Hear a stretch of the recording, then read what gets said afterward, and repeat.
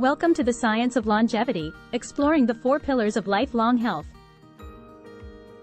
Welcome back to The Science of Longevity, the YouTube channel that provides science-backed tips and advice for extending lifespan and health span, improving overall health and well-being.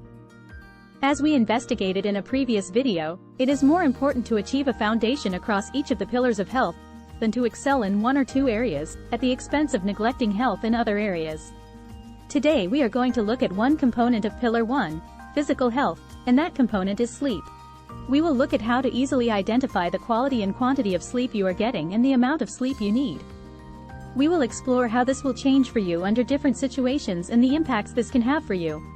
Sleep is one of the most important aspects of our daily lives, yet many of us struggle to get enough of it. Poor sleep habits can have negative effects on our health, both in the short term and long term. First, let's talk about the negative effects of poor sleep. In the short term, poor sleep can lead to fatigue, irritability, and poor concentration. It can also affect our ability to make decisions and handle stress. This can directly impact our lives through how we perform at work or in our relationships, and even as basic as how we experience life that day. In the long term, poor sleep has been linked to an increased risk of chronic health conditions such as obesity, diabetes, and heart disease, as well as increased risk of anxiety and depression. On the other hand, good sleep habits have numerous short-term and long-term benefits. In the short term, good sleep can improve our mood, cognitive function, and immune system, allowing us to enjoy the day more, show up well in all our responsibilities with high energy and a clear head.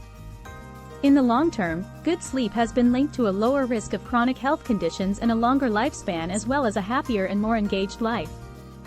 So, how much sleep do you need per night? The National Sleep Foundation recommends that adults get between 7 to 9 hours of sleep per night, while teenagers and children need more. However, it's important to note that everyone's sleep needs are different, and some people need more sleep than others. It is also important to note that a person's sleep requirements may change temporarily with a change in circumstances. This could be anything from getting a new job or moving home, where there is a lot of new learning to do, to facing new challenges physically, mentally, or emotionally.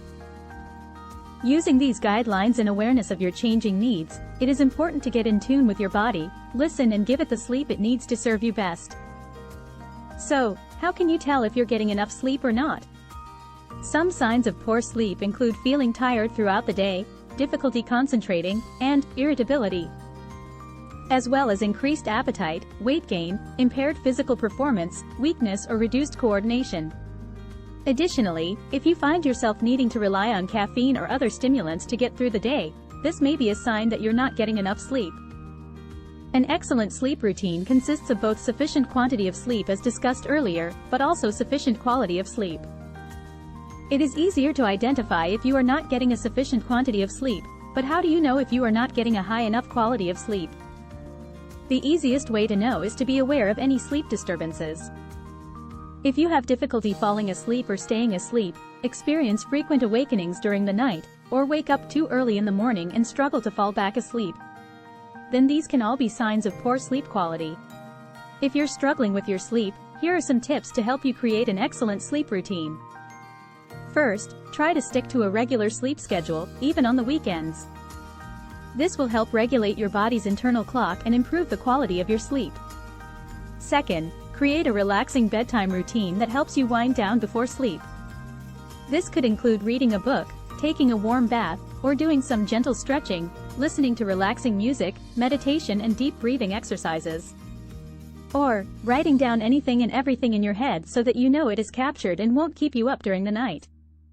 Third, create a sleep-conducive environment by keeping your bedroom cool, dark, and quiet. Finally, limit your exposure to screens before bedtime, as the blue light emitted by electronic devices may disrupt your body's natural sleep-wake cycle, and the content delivered to your mind during screen time will also stimulate the brain and impair the process of falling asleep. Do you wake up each morning refreshed from a good night's sleep? Share in the comments any of these that you have tried or are looking to try, and any ideas on how you can build just a little more of this into your day.